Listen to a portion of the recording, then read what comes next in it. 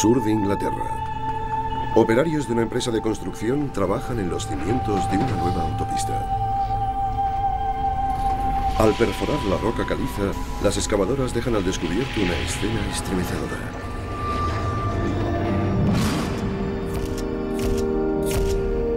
En una tumba muy poco profunda hay un montón de esqueletos sin cabeza y al lado una pila de cráneos seccionados. ¿Quiénes son las víctimas? ¿Por qué las asesinaron? ¿Quién cometió tal brutal atrocidad? Para averiguarlo, los investigadores han de resolver el enigma de un asesinato del remoto pasado. Cotejando diversos textos antiguos. Ese año, Ethelred fue... Sagas heroicas. Prefiero afrontar el golpe cara a cara. ¡Vamos, dame! Y utilizando los últimos avances en ciencia forense, llegarán a una historia de avaricia, traición y venganza. ¡No!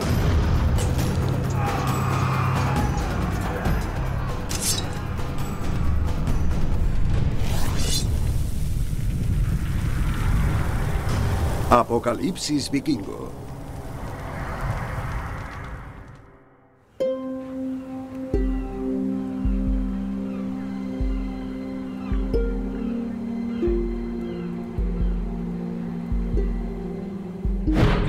Dorset, costa sur de Inglaterra. En una colina, en el cruce entre una calzada romana y una antigua vía conocida como Ridgeway, se encuentra la fosa. Evidentemente no se trata de una sepultura reciente, y el asunto incumbe más a los arqueólogos que a la policía. Aquí hay un montón de cráneos apilados. La doctora Tal Simmons es una antropóloga forense, especialista en sepulturas de guerra. Jamás había visto nada igual. Las decapitaciones masivas no son habituales. Personalmente solo he visto una decapitación forense contemporánea en Bosnia. El desafío es tan macabro como cualquier crimen actual. Realmente es escalofriante. Es difícil de asimilar. Hay un montón de cuerpos y al lado un montón de cabezas. Es una atrocidad. Es un momento horrible en la historia de la humanidad. Sin duda alguna, aquí sucedió algo espantoso. Muy espantoso. Tenemos que averiguar quiénes eran esas personas. La primera pregunta siempre es esa. ¿Quiénes son? ¿Cuál es su identidad? El problema fundamental en este caso es que en la sepultura solo hay restos. Nada más. No hay ningún objeto, no hay nada que pueda sugerirnos una fecha o darnos la más leve idea de quiénes eran estos individuos. Por extraño que parezca, en la tumba solo hay huesos. Pensábamos que encontraríamos algún broche o algo parecido que nos permitiera plantearnos la posibilidad de que... Fueron desnudados. Sí, fueron desnudados. Es decir, que fue una atrocidad aún mayor. Angela Boyle y el equipo de arqueología de Oxford recogen todos los huesos para analizarlos en su laboratorio. De momento ya tienen alguna pista. Este fragmento lo acabo de recoger del suelo. Y mira eso. ¿Qué te parece? Es asombroso, ¿no? Esto forma parte del hueso temporal derecho, que está alrededor de aquí. Además, presenta una marca de corte muy bien definida.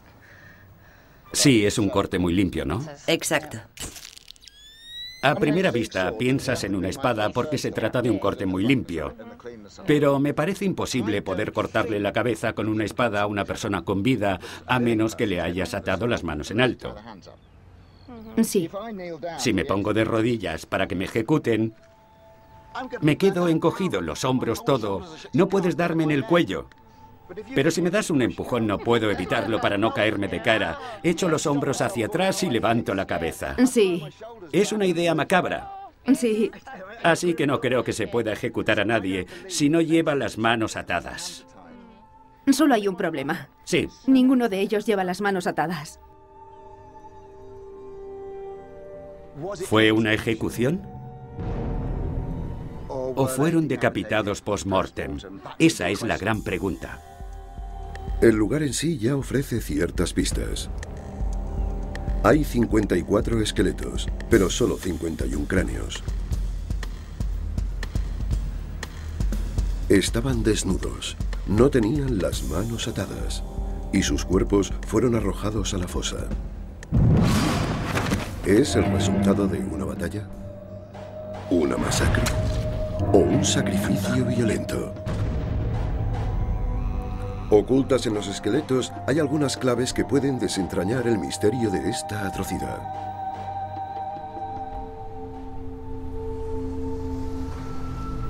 Durante siglos, Inglaterra se vio sacudida por la violencia, las invasiones y la guerra civil. Así que existen muchas explicaciones posibles para nuestra fosa común. Antes de proseguir con la investigación, necesitamos saber cuándo murieron exactamente las víctimas. Según la fecha, podría ser cosa de los celtas, los romanos, los sajones o los vikingos. Cada esqueleto lleva un reloj oculto. Cuando una persona muere, los isótopos de carbono 14 de los huesos empiezan a descomponerse. La datación por radiocarbono averigua el nivel de descomposición, estableciendo una fecha aproximada. La respuesta nos la da el laboratorio. Las víctimas probablemente fallecieron entre el 980 y el 1030 después de Cristo, uno de los períodos más turbulentos de la historia británica. Hace 1000 años, la Inglaterra anglosajona fue atacada por guerreros paganos.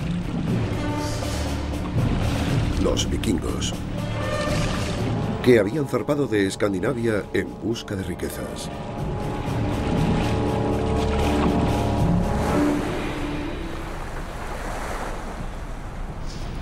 La doctora Britt Bailey, arqueóloga, creció en un país con herencia vikinga, la actual Dinamarca.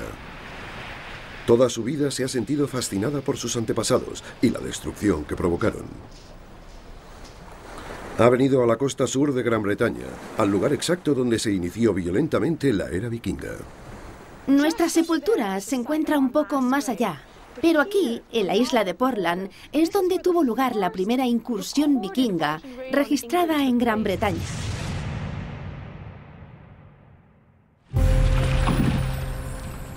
En el año 789 después de Cristo zarparon de aquí 3 barcos. El rey Rib salió a su encuentro desde Dorchester creyendo que eran comerciantes, pero en lugar de eso lo asesinaron. Este suceso marcó el inicio de la época de los vikingos en Gran Bretaña. Y a partir de ese asalto inicial se sucedieron los ataques, uno tras otro.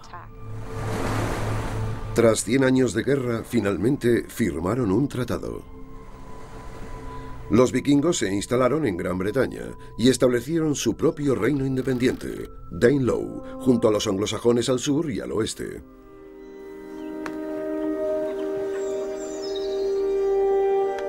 Durante un siglo vivieron una calma relativa y el reino anglosajón prosperó. A finales del milenio, Inglaterra es el estado más avanzado de toda Europa occidental en cuanto a organización. Tiene una única lengua, tiene una única religión y tiene una única estructura de poder que depende del rey y que llega a casi todos los rincones del reino. Inglaterra no solo es increíblemente eficaz como estado, también es muy rica. Pero ser muy rico puede hacer que seas también muy vulnerable. Esta es la Inglaterra que conocieron las víctimas de la fosa.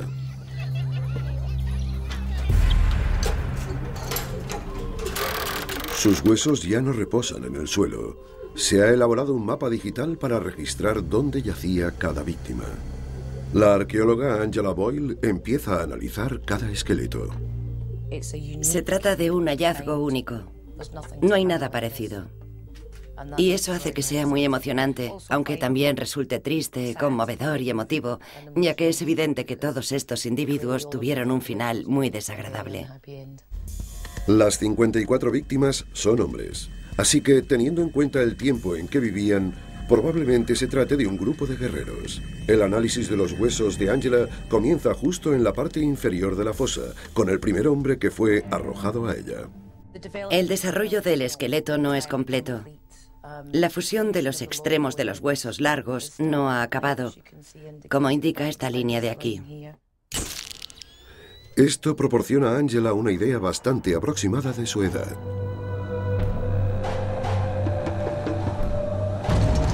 Es un hombre bastante joven, probablemente de 19 o 20 años.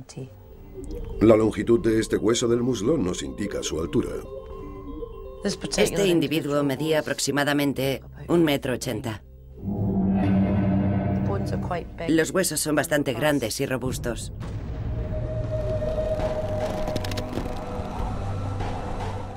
Es interesante que la parte superior del cuerpo parezca estar más desarrollada.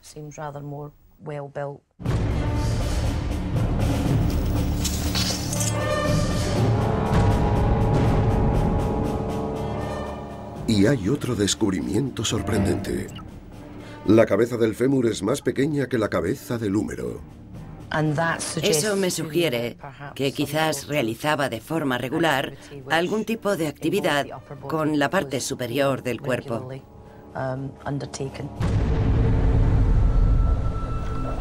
Los otros esqueletos son de estatura similar, todos menos uno. Esto es el fémur o hueso del muslo izquierdo. Para poder establecer una comparación vemos aquí uno normal. El hueso presenta un engrosamiento. La cavidad interior está casi totalmente ocupada por nuevo hueso denso.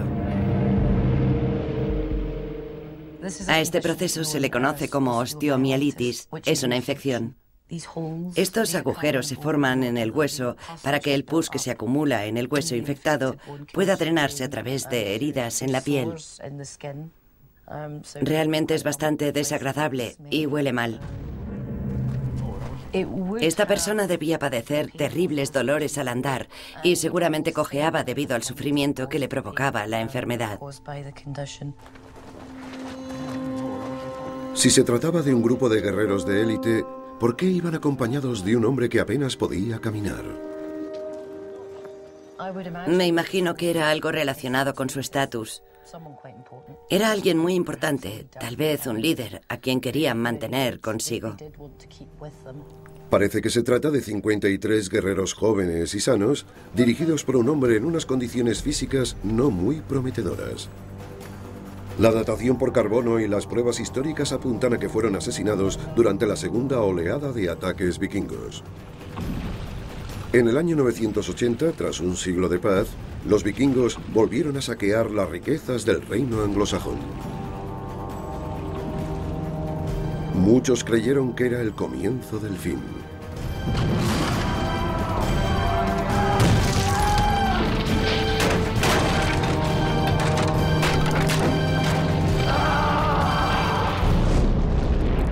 Alrededor del año 1000 existe la sensación de que el orden y la prosperidad que los ingleses habían venido disfrutando llegaba a su fin.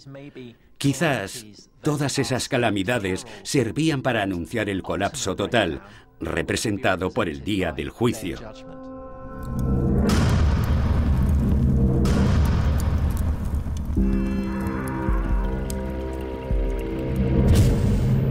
Una de las obras más grandes de la literatura antigua es la Crónica anglosajona, un registro de acontecimientos escrito por monjes iniciado alrededor del año 890 después de Cristo.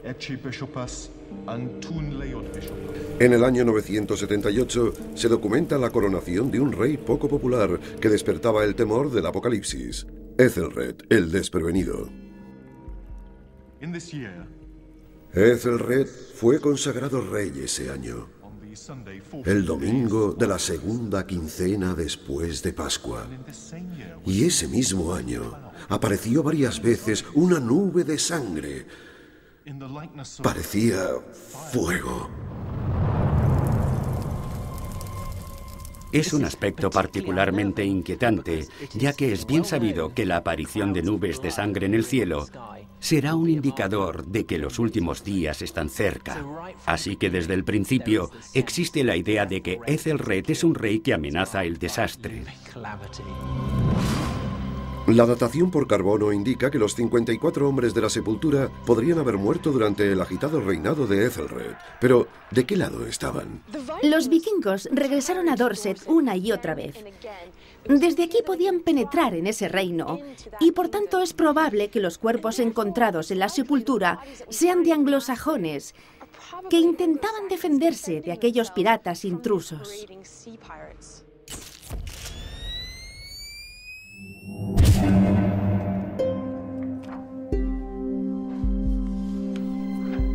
Brit estudia la fosa buscando pistas que indiquen su identidad. Pero es un caso difícil. Se trata de una sepultura poco usual en la Inglaterra anglosajona de esa época. Sabemos que en ese momento los anglosajones eran cristianos y enterraban a sus difuntos en cementerios siguiendo unas normas, con el cuerpo de este a oeste, frente a frente. Aquí, en cambio, parece que los cuerpos han sido arrojados a la fosa de cualquier manera, lo que indica una falta de respeto hacia el individuo que ha fallecido. Esto tampoco es habitual en una sepultura vikinga. Las tumbas de los vikingos de alta posición social a menudo contenían armas, como esta espada de aquí, que se encontraba en la tumba de Repton en Inglaterra. Tales individuos llevaban también muchos adornos en sus trajes, como estas hebillas, que indicaban no solo su estatus de élite, sino también su riqueza.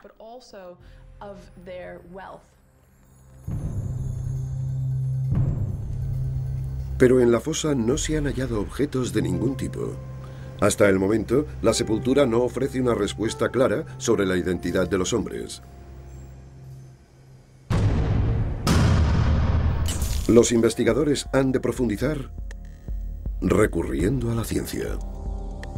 La historia de la vida de las víctimas está a salvo en sus dientes. Jane Evans, profesora del British Geological Survey, ha cogido uno para analizarlo. Es asombroso lo que un diente puede revelarnos. La cantidad de cosas que podemos averiguar sobre el pasado de una persona, su infancia y su evolución posterior, simplemente a partir de un diente. Vamos a separar el estroncio y el oxígeno del esmalte de los dientes de este individuo y vamos a ver la composición isotópica. Los isótopos del estroncio nos indican la zona donde creció la persona desde el punto de vista geográfico y los isótopos de oxígeno nos indicarán el tipo de clima del lugar donde pasó su infancia.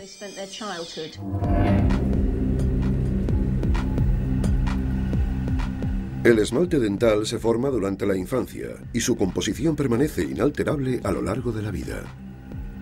Durante su formación, el estroncio y el oxígeno se incorporan a partir de la comida y bebida local, imprimiendo en los dientes la firma isotópica de ese lugar.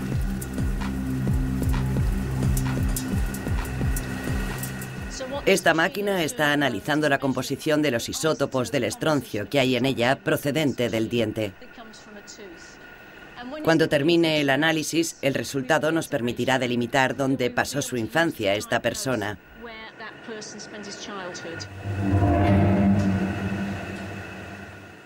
Es realmente fantástico cuando estás sentado frente al espectrómetro esperando y aparece la respuesta. Piensas, soy la única persona que lo sabe. Tienes ganas de salir corriendo al pasillo y decírselo a alguien, pero generalmente antes de hacerlo compruebas tus cálculos. El escenario más probable es que las víctimas de la fosa fueran anglosajones locales, asesinados por asaltantes vikingos. Si esto es cierto, los dientes nos indicarán que crecieron en el sur de Gran Bretaña. Esta es la imagen final que obtendríamos si estos individuos hubieran pasado su infancia en Gran Bretaña. Pero en este caso todos ellos se sitúan en la parte izquierda, que corresponde a una zona climática más fría. Es decir, todos estos individuos vivieron en un clima más frío durante su infancia.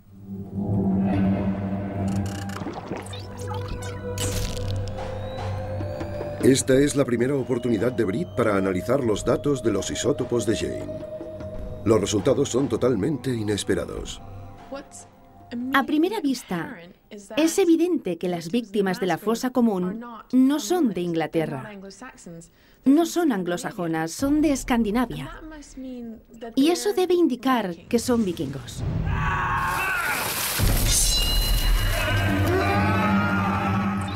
Generalmente pensamos que los anglosajones fueron víctimas de los vikingos y no al revés. Esto cambia completamente el enfoque de nuestro estudio de esta sepultura. Sorprendentemente, las víctimas son escandinavas. Ahora Britt tiene que averiguar por qué motivo fueron decapitados 54 vikingos. Es probable que la ejecución en masa de vikingos aparezca documentada en la crónica anglosajona. Solo quedan 9 copias. La más antigua está aquí, en la Universidad de Cambridge. No solo fue escrita por anglosajones en el período que nos ocupa, sino que fue escrita en su idioma, en inglés antiguo o anglosajón. On this jæra was Ethelred to Koninga Jelhalhod, and on Sunday Tonnecht of Estrona. Nos proporciona una relación de los principales acontecimientos que se van sucediendo año a año. El texto está dividido en 2 columnas. En una aparecen las fechas y en la otra las entradas de cada año. Con un poco de suerte, en algún punto de estas páginas habrá indicios que nos expliquen lo que sucedió ese día en Dorset Ridgeway. Britt busca sucesos que pueden haber dado lugar a la captura y posterior asesinato de los vikingos. Sabemos que es un período en el que hay un incremento de batallas. Y en el año 991 encontramos una entrada correspondiente a la batalla de Maldon.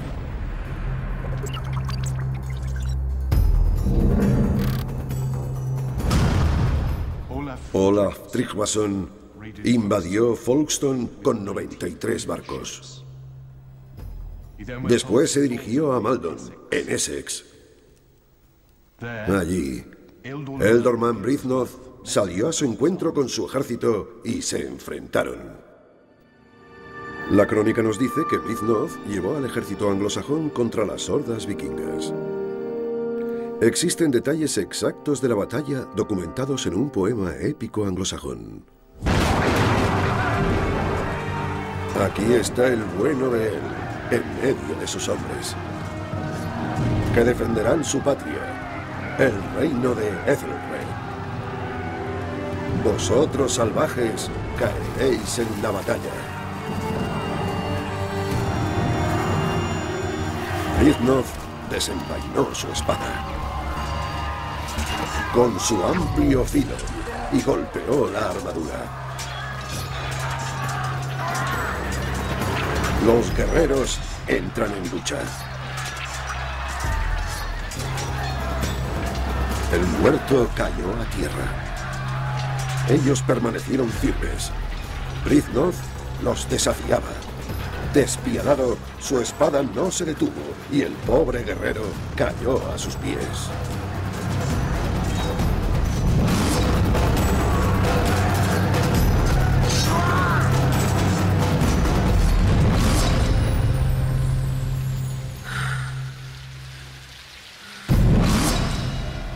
A pesar de su valiente lucha, al final el ejército anglosajón de Brythnoth perdió la batalla.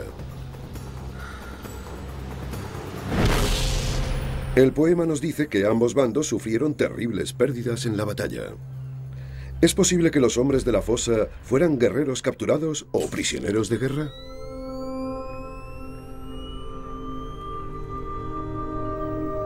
Si es así, sus huesos han de mostrar pruebas evidentes de heridas de guerra. Britt se pone un traje de malla de hierro para comprender mejor qué tipo de heridas podía sufrir un guerrero vikingo en la batalla, con ayuda del experto en armas, Gordon Summers. El tipo de lesiones que uno sufriría con el escudo de batalla eran ataques desde arriba dirigidos a la cara, los ojos, directamente al cerebro, como se puede ver perfectamente en los cráneos. La mayoría de las heridas de esta época se producen en los miembros inferiores porque, si vas protegido con el escudo, estás expuesto a recibir un golpe en la pierna o incluso a sufrir un corte en los tendones de la tibia o el tendón de Aquiles con un hacha o una espada. Si te corto esos tendones, te ocurre como a una marioneta cuando le cortan las cuerdas. Te caes, no puedes hacer nada para evitarlo. Así que se trata de las víctimas de una batalla. Han de haber signos de traumatismos en las extremidades inferiores En la zona del cuello que quedaba al descubierto o en los brazos. Claro, incluso si solo se utiliza un hacha. Si tú intentas atacarme, yo te doy aquí. No quiero cortarte solo el músculo. Quiero cortarte la articulación y dejarte mecánicamente incapacitado. Britt ya tiene una idea clara del tipo de heridas infligidas en la batalla. Vuelve al laboratorio de arqueología de Oxford para averiguar si existen lesiones parecidas en los esqueletos. ¿Existen traumatismos en los huesos de las piernas o alguna lesión que posiblemente se haya producido en una pelea o en algún tipo de lucha? En realidad no hay ningún tipo de traumatismo, lo cual no encaja mucho con las decapitaciones. Prácticamente no hay cicatrices de batalla, solo algunas heridas leves. Hay un par de casos y en ambas ocasiones se trata de un traumatismo en la mano izquierda. Y de nuevo ha sido causado con un arma de hoja afilada. Es lo que denominaríamos una herida de defensa. La víctima levantó la mano. Con tan pocos traumatismos óseos, resulta evidente que no se trata de víctimas de guerra. Si las víctimas de la fosa común no eran víctimas de una batalla, debemos buscar otros sucesos que puedan haber causado su muerte. Uno de los hechos que menciona la crónica anglosajona es la masacre del día de St. Brice. En los albores del primer milenio, parecía que la predicción del apocalipsis estaba a punto de hacerse realidad. Las incursiones vikingas iban en aumento. El rey Ethelred tomó medidas drásticas. El 13 de noviembre de 1002, el día de St. Brice, fue uno de los días más oscuros de la historia de Gran Bretaña. El día de St. Brice, el rey Ethelred ordenó ejecutar a todos los daneses que hubiera entre los ingleses, ya que le habían dicho que querían acabar con su vida y con la de todos sus consejeros y apoderarse de su reino.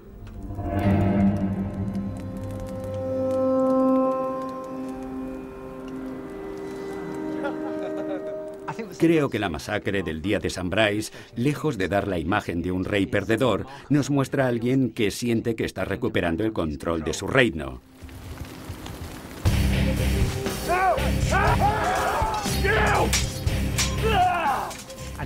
Y aunque la decisión era realmente brutal, quizás hubiera funcionado si no hubiera sido por la calidad del enemigo al que se enfrentaba. Los esqueletos de la fosa de Dorset Ridgeway son víctimas de la masacre del 13 de noviembre de 1002.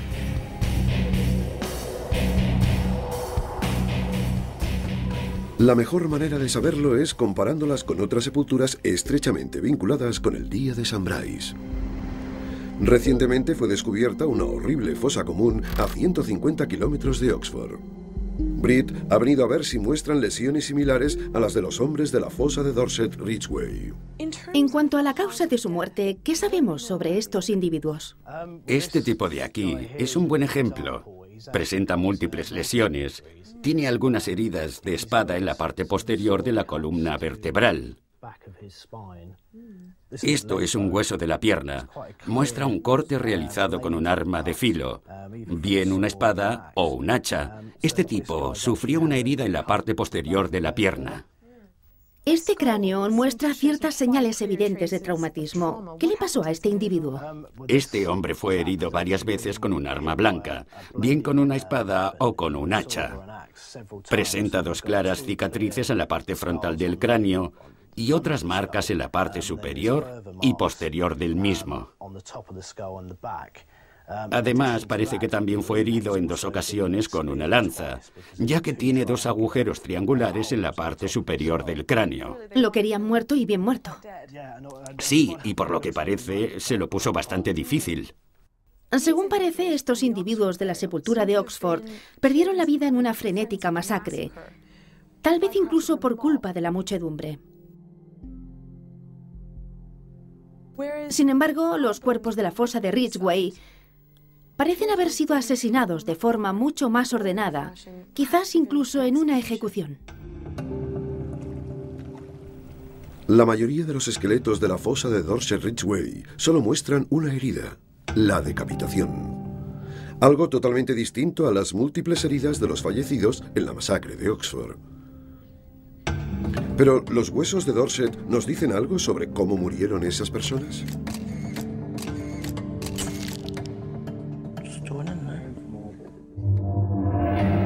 Esto es la segunda vértebra cervical. Aquí. Y parte de ese hueso tiene lo que se llama un odontoide, una pequeña área en forma de espiga, como se ve aquí. Ha sido un corte... Muy limpio. Muy limpio. Es realmente un buen ejemplo de un corte limpio. Este simple dato puede decirnos muchas cosas sobre cómo murieron. ¿Tenemos indicios del ángulo desde el que fueron decapitados? Parece que la mayoría desde la parte delantera. Es decir, estaban de cara a su verdugo. Estaban frente a su verdugo, sí.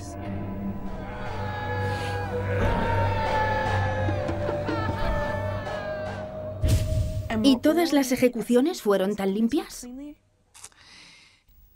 La mayoría sí. Hay un pequeño número de casos en los que tal vez se infligieron 2 o 3 golpes. Probablemente fue así cuando el primer golpe en la vértebra no resultó suficiente para matar a la persona y cortarle la cabeza. Es evidente que el arma utilizada fue brutalmente eficaz. Esto es el de la oreja izquierda, el orificio de la oreja izquierda. Y en esta parte de aquí que se ha eliminado, de nuevo vemos un corte muy limpio. Se trata de la apófisis mastoidea, que es la parte nudosa justo detrás del orificio de la oreja. Se trata de una de las partes más gruesas de la calavera. Y la cuchilla ha logrado atravesar totalmente y de forma muy limpia esta parte del cráneo. La mayoría de los esqueletos de la fosa muestran solo un corte, en la garganta. Debían estar vivos en el momento de la decapitación. Saber cuál era el arma homicida y cómo se utilizaba puede proporcionarnos la clave de por qué fueron asesinados. Britt se pone en contacto con el experto en armas, Gordon Summers. Sabemos que estaban vivos cuando fueron decapitados. Es decir, fue la propia decapitación lo que los mató. ¿Qué usaron? Si me hubieras dicho que se trataba de una decapitación post-mortem, te hubiera dicho que un hacha. El cuerpo está en el suelo y, como cuando cortas un tronco, utiliza un hacha como herramienta. Su peso es considerable. Rompería las vértebras. Así que parece razonable suponer que el arma preferida no era un hacha. ¿Y qué nos queda entonces? En este caso, la candidata ideal es la espada. Era un arma muy preciada en la época, tanto por vikingos como por anglosajones. Los bordes exteriores son de acero forjado, acero que puede proporcionar una ventaja extraordinaria. Es un arma que pasa de generación a generación.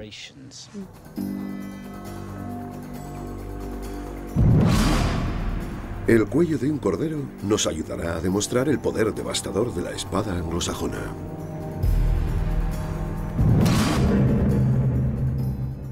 No se ha soltado totalmente, pero nos da una idea de la profundidad del corte. No se ha producido ninguna rotura en esa vértebra. Ha atravesado totalmente la vértebra. Está sujeto por los músculos de la parte posterior. Los cortes limpios en el esqueleto solo representan la mitad de la historia. Todo esto es realmente increíble. ¿Qué significaría para estos vikingos morir por una espada, mirando cara a cara a su asesino?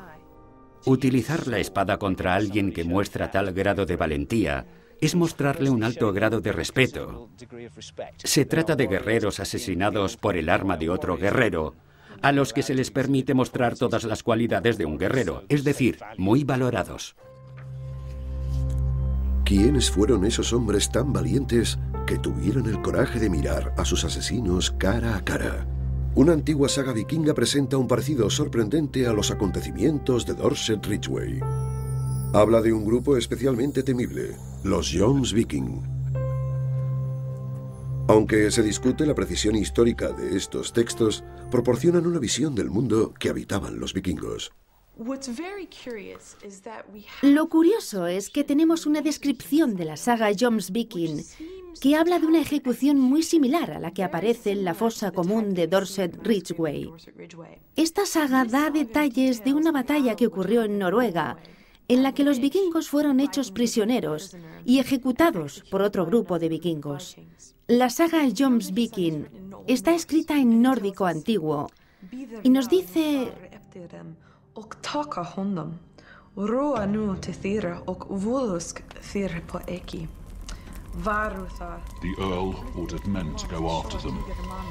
El conde ordenó a los hombres que fueran tras ellos y que los hicieran prisioneros. Los vikingos no opusieron resistencia. Los 70 fueron arrojados al suelo y el conde los hizo atar con una soga. Thorkelleira procedió entonces a cortarles la cabeza.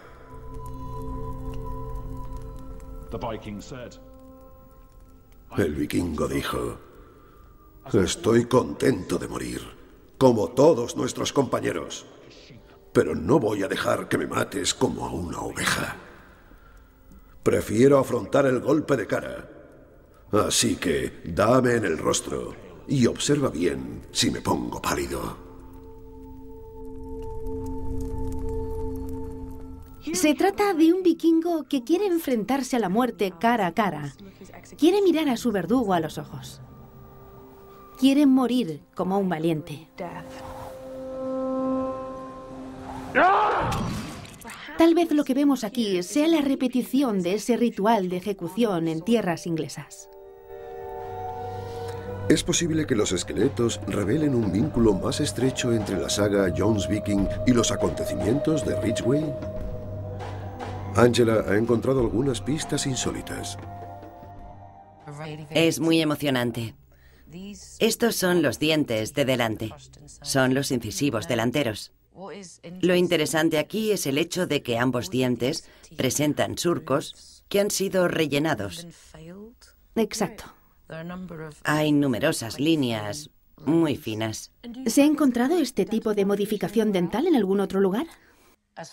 Que yo sepa, hasta la fecha no hay ningún otro ejemplar en el Reino Unido. Existe un pequeño número de casos conocidos en los países escandinavos. Es muy emocionante haber conseguido el primer ejemplar del Reino Unido en un contexto vikingo. Es extraordinario. Existe una escuela de pensamiento que dice que algunos de estos surcos fueron rellenados con una pasta de color o con algún tipo de sustancia para que resultaran más evidentes en la boca. Este profundo y singular descubrimiento proporciona un vínculo crucial con una descripción del guerrero Jomsviking más famoso. Una pista sobre este fenómeno de rellenado dental que vemos en la fosa común puede proceder de un individuo de elevado rango de la época vikinga, el rey Harold Bluetooth.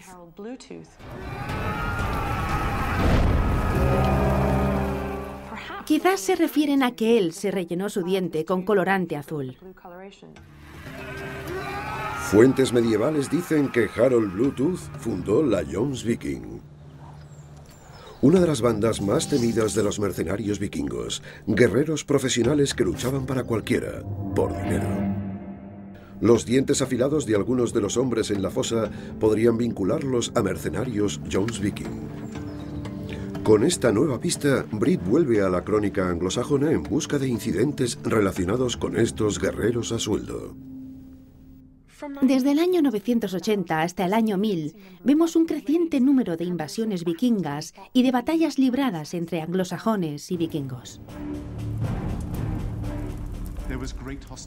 Había gran hostilidad en tierra de los ingleses. Las naves vikingas lo quemaban y arrasaban todo. La crónica anglosajona nos dice que el rey Ethelred pagó enormes sumas de dinero a los vikingos para poner fin a sus ataques. Para poner punto y final al horror que había sembrado a lo largo de la costa, primero se decidió enfrentar a los daneses. Se pagaron 10.000 libras. Esos son más de 75 millones de dólares actuales. Tuvo poco efecto. Entonces, Ethelred cambió de táctica. Ofreció a las tripulaciones vikingas oro y plata para que cambiaran de bando y lucharan a su favor, como mercenarios. Estaba contratando vikingos para que lucharan contra otros grupos vikingos. En concreto, sabemos de un mercenario vikingo llamado Pálig. Ethelred pagó a Palin y a su tripulación mercenaria para que protegieran su reino. Pero, como la crónica anglosajona indica, traicionaron al rey. Son soldados que luchan a favor del señor, que esté dispuesto a pagar más. Estos mercenarios son inconstantes y frecuentemente venden su lealtad al señor, que esté dispuesto a pagar más. Palin abandonó al rey Ethelred a pesar de los regalos de oro y plata que le había hecho, y se unió a los vikingos con todas las naves que consiguió reunir.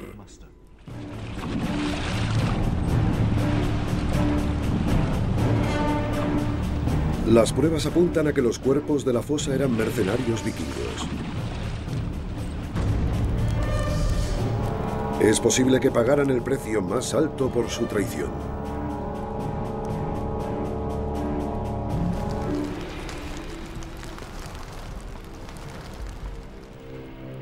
Pero aún queda un misterio.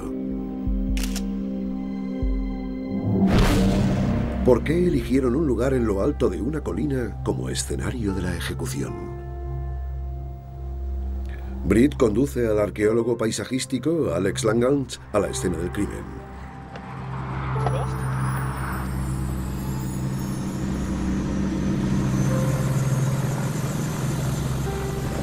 ¿Estás nerviosa, Britt?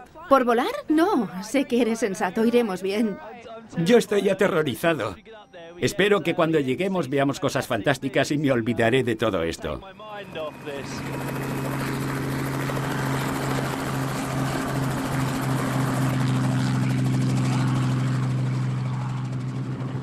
Aquí el paisaje cobra vida, ¿verdad? Sí, es cierto. Al sur se vislumbra Portland, donde se inició la época de los vikingos en Inglaterra. Es decir, allí tuvo lugar su primera incursión, en el año 789. Así es, y por eso resulta tan tentador el lugar donde está tu cementerio de ejecución. Aquí está ubicada nuestra ejecución. Y está en este lugar, en este cruce de caminos tan importante. Dorchester está hacia el norte y la playa hacia el sur. La calzada romana conecta ambos puntos, pero además también utilizaban el Ridgeway, o sea que hay un cruce de caminos muy importante, probablemente una de las encrucijadas más importantes del condado. Exacto. Aquí abajo está el Ridgeway. Todo esto vio la luz en la época prehistórica, pero obviamente cuando llegamos a nuestra época, se trata de una autopista de vital importancia. A lo largo de Ridgeway existen antiguos túmulos funerarios conocidos como barrows. Mira ese túmulo de ahí. ¡Espectacular! Están diseminados a lo largo de la ruta de Ridgeway. Naturalmente estos túmulos son anteriores a la época sajona. ¿Cómo los interpretaron y vieron la gente de esa época? Seguían teniendo un significado ritual, si bien ese significado se trasladó al mundo cristiano y se relacionaban con aspectos tortuosos, demoníacos y siniestros de la sociedad. Si vas a matar a alguien que ha cometido delitos contra el reino, quieres acabar con él en un lugar donde puedas magnificar esa muerte miles de veces. Así que matar a alguien en uno de esos túmulos o cerca de ellos era algo muy importante, tanto para los anglosajones como para los vikingos de la época.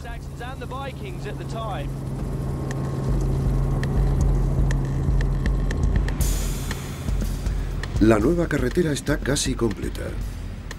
Pero los restos de la fosa misma, una antigua cantera de yeso en desuso, también podrían ser relevantes. ¿Qué importancia cree que tuvo la reutilización de esta cantera? Creo que debemos pensar en la primitiva cosmología medieval. El cielo está arriba, el infierno está abajo, bajo tierra, y estas fosas diseminadas a lo largo de toda la colina son canteras del periodo romano o anterior. A menudo nos referimos a ellas como fosas sin fondo. Es algo de tipo simbólico. Es la puerta de Hades, por así decirlo. Es una puerta a esa especie de terreno satánico. Sobre el terreno del lugar de la ejecución, Alex cree que existe otra razón por la cual se descubrieron aquí 54 esqueletos y 51 cabezas. Se trata de un lugar muy visible. Desde donde estamos se ve la isla de Portland, se ve Weymouth y también se ve Dorchester y todo el tráfico que pasa por esa vía. Sabían que existía este lugar de ejecución. Si faltan cabezas, a menudo encontramos alusiones a ello en documentos sobre el paisaje. En ellos se hace referencia a Stoken, es decir, a cabezas de estaca. Exacto. Así que si faltaban cabezas... ¿Y usted cree que es posible que cogieran esas cabezas para colocarlas en lo alto de las estacas a fin de que resultaran visibles para la gente que pasaba por esa vía? Por supuesto. Es un aviso. No solo para los vikingos u otros invasores que pasaban, sino también para los lugareños. El rey dice, fijaos, aquí mando yo.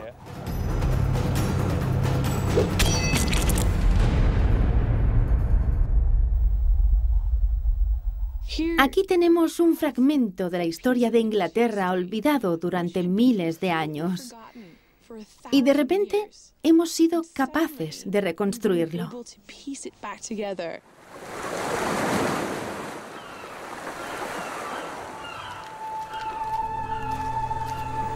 Emerge una intensa imagen de un oscuro episodio.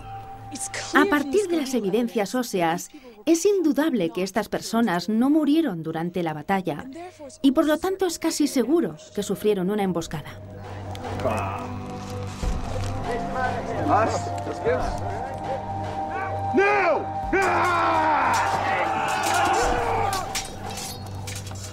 Inferiores en número, rodeados y sin armas, estos hombres fueron conducidos al lugar de la emboscada, un lugar muy significativo, el Ridgeway, en el cruce entre una importante calzada romana y la propia vía de Ridgeway.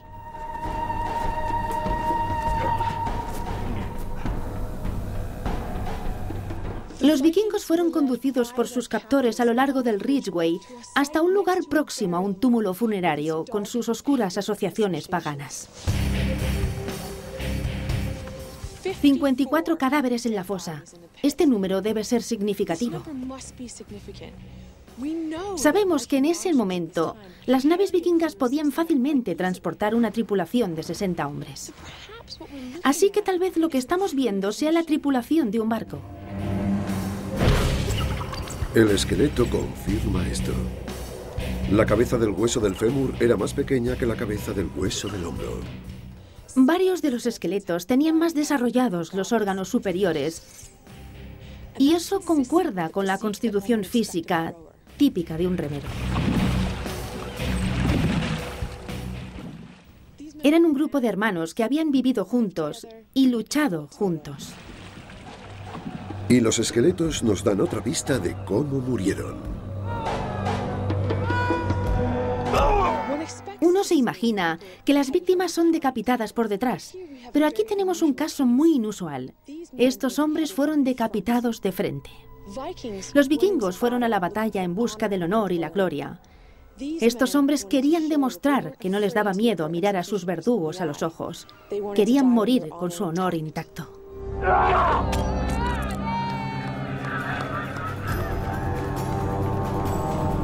A finales del primer milenio, la saga Jomsviking era conocida en todo el mundo vikingo.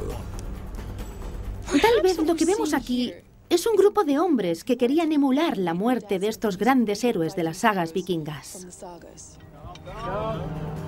Estos hombres no solo vivieron y lucharon juntos, encontraron la muerte juntos.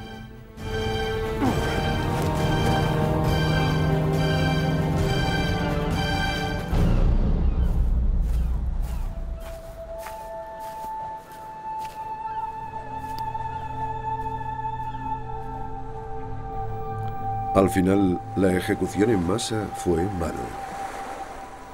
La Inglaterra anglosajona estaba condenada. El reino del rey Ethelred se extinguió y los vikingos se apoderaron de toda Inglaterra. Los vikingos decapitados yacieron en esa tumba poco profunda durante 1000 años. Y solo ahora su historia puede ser narrada.